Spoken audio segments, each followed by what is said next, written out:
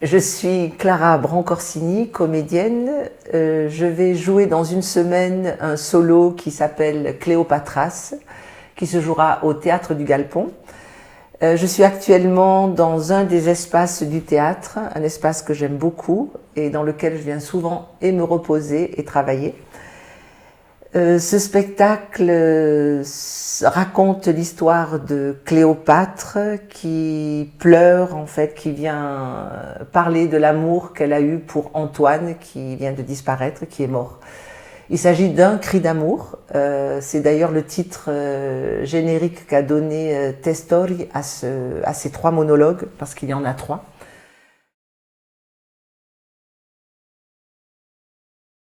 Ce projet s'inscrit dans une démarche théâtrale que nous poursuivons avec le studio d'action théâtrale depuis plusieurs années, c'est-à-dire un travail sur la voix, la parole, l'acte vocal. Testori propose une langue très poétique, c'est une sorte de long poème écrit en vers libre. Et il joue beaucoup avec les rimes, les assonances, parfois un tout petit peu les dissonances. C'est très riche, très varié, très rythmé. Donc ça nous permet vraiment de poursuivre ce travail et de nous plonger dans cette exploration vocale qui nous est très chère.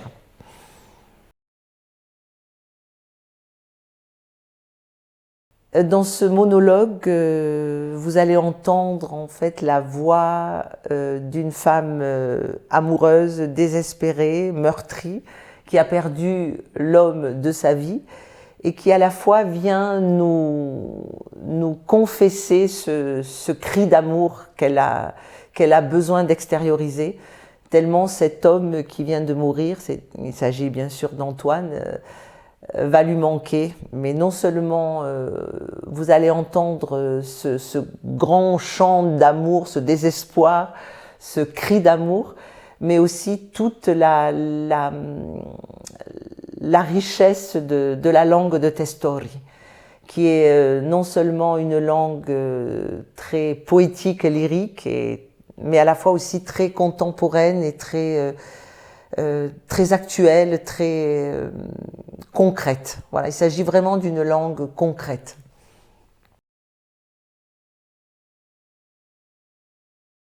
Alors dans cette pièce, on voit une femme dans son espace, qui peut être son espace, l'espace de l'intimité, mais aussi peut-être l'espace de l'autrefois, du temps passé, quand elle était une grande reine.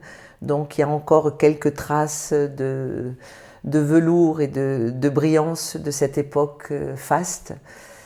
Et c'est un lieu vraiment, une sorte de lieu comme un confessionnal, un espace dans lequel elle va pouvoir livrer toute cette tristesse et toute sa colère aussi, d'avoir perdu non seulement son titre de reine, mais aussi, surtout, l'homme de sa vie, celui qu'elle aimait plus que tout, et d'une manière très viscérale, je dirais, très charnelle.